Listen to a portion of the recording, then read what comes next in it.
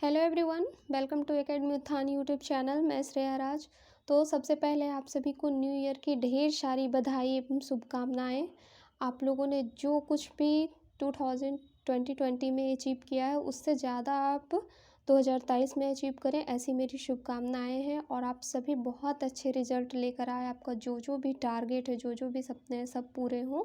बहुत शुभकामनाएं आप लोग को। स्वस्थ रहें। तो हम जहाँ पढ़ रहे थे समरी की सीरीज़ में, तो उसमें हमने कुछ समरीज़ को देखा है, उसे समझा और उस पर प्रैक्टिस भी किए होंगे, आई होप आप लोगों ने। तो आगे हम कुछ समरी करने वाले हैं। तो आज जो समरी करने वाले हैं, हम करने वाले हैं एन एपिथेफ।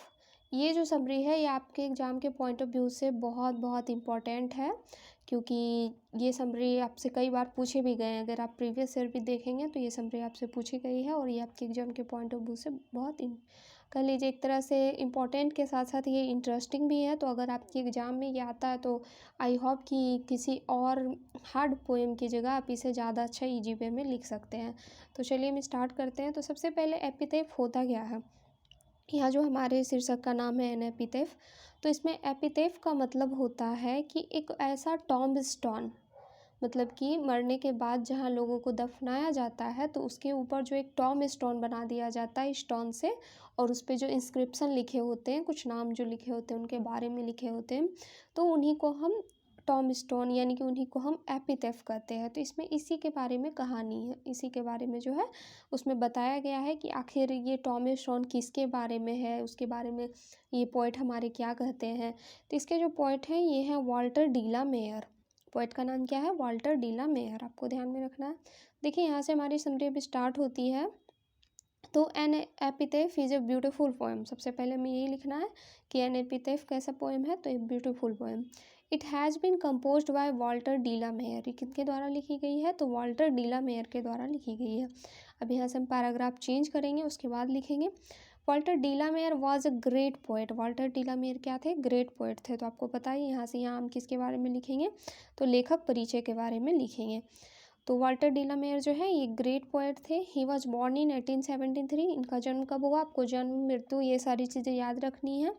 तो 1873 में in the village of Charlton in Kent, England में।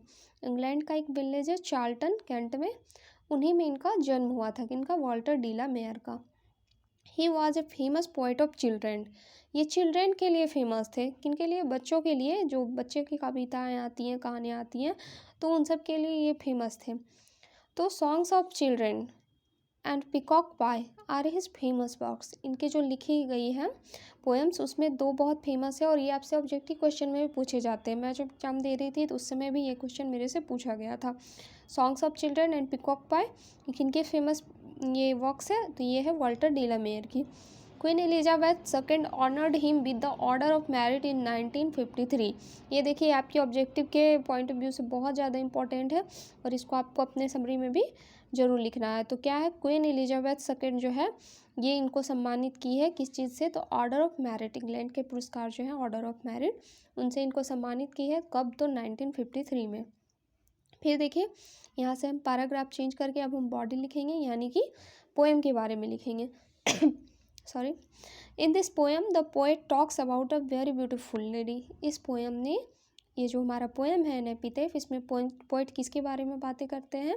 तो talks about a very beautiful lady who is no more in the world, जो कि अब इस दुनिया में नहीं है, यानी कि उसका डेथ हो चुका है। जिस वुमेन के बारे में बात करते हैं उसकी डेथ हो चुकी है, अब वो इस दुनिया में नहीं है। After her death the lady was buried in a grave.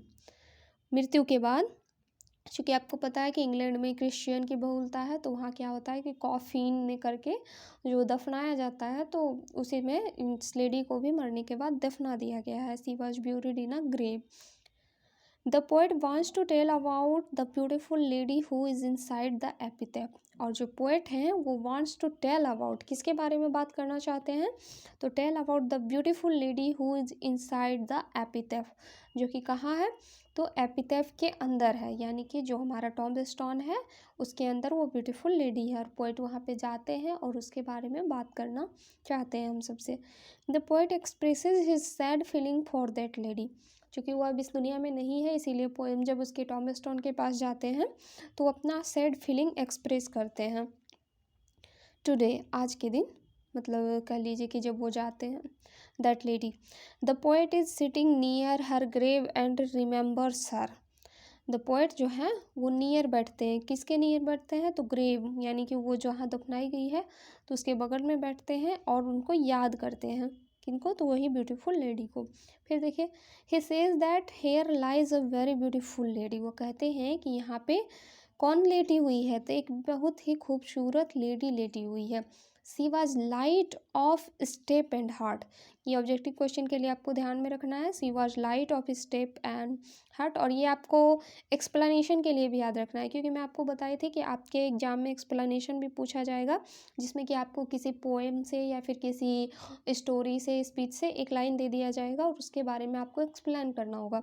तो she was light of step and heart, तो आपको यहाँ पे ये चीज़ ध्यान रखनी है कि ये लाइन जो है ये किस पोएम से रिलेटेड है। जब आपको ये चीज़ें समझ में आ जाएगी तो आप उसे बहुत ईजी वे में लिख सकते हैं। तो she was light of step and heart, it means the lady was very kind in hearted. इसका मतलब क्या है, ये जो अभी पोएट ने बताया कि she was light of step and heart, तो इसका मतलब क्या है, तो इसका मतलब है कि वो जो लेडी थी वो बहुत ही काइंड हार्टेड थी, एकदम दयालु प्रवृत्ति की थी वो lady. She lived in the west country, वो कहाँ रहती थी, तो वेस्ट कंट्री में, पश्चिमी देश में। सॉरी, क्योंकि यहाँ इंग्लैंड की बात हो रही है तो इसीलिए पश्चिमी कंट्री की बात कही गई है। He loved her so much, ये जो पोएट हैं वाल्टर डी ला मेयर, उनसे बहुत ज़्यादा प्रेम करते थे। बट ब्यूटी वैनिसेस, लेकिन ब्यूटी जो है वो क्या होती है, तो बर्बाद हो जाती है। ब्यूटी पासेस, ब्यूटी समाप्त हो जाती है, वो ख़त्म हो जाती है। It can not stay for ever, ये हमेशा नहीं रहती, क्योंकि यहाँ पे पोएट ये बता रहे हैं ना कि वो जो लेडी थी बहुत खूबसूरत थी, तो ना सिर्फ वो चेहरे से खूबसूरत थी बल्कि वो हार्ट से भी बहुत ज़्यादा खूबसूरत थी। इसीलिए पोएट कहते हैं कि ब्यूटी तो वैनिसेज हो जाती है, पासेज हो जाती है, लेकिन हार्ट की खूबसूरती वो हमेशा जीवित रहती है। It can not stay for ever, ये या can not stay for ever, ये हमेशा के लिए नहीं रह सकती है। The poet could not forget her lady, poet जो है आज तक उस लेडी को भूल नहीं सके हैं। Could not forget her lady, उस लेडी को भूल नहीं सके हैं। He has a special place for that lady in his heart, और इनके हृदय में जो है, द पोएट के हृदय में जो है, पोएट के दिल में अभी भी उस लेडी के लिए एक स्पेशल जगह है, क्योंकि ये उनसे बहुत प्रेम करते थे। He loved her so much so he remembers her, he loved her so much, ये जो है उनसे बहुत ज़्यादा प्यार करते थे। सो ही रिमेंबर्स हर, इसीलिए वो आज भी उस लेडी को याद करते हैं। According to the poet, poet के अनुसार, no one was like her, उसके जैसा कोई भी नहीं है। जब कोई किसी से सच्चा प्रेम करता है तो उसके बारे में यही थिंक करता है, क्योंकि हर मनुष्य में कुछ अच्छाई होती है, हर बुराई होती है, लेकिन हमारे जो करीबी होते हैं, हमारे जो अपने होते हैं, हमारी जो फैमिली जो होती है, हम उनमें सिर्फ अच्छाइयों को देखना पसंद करते हैं और हमें ऐसा लगता है कि उनके जैसा कोई नहीं है।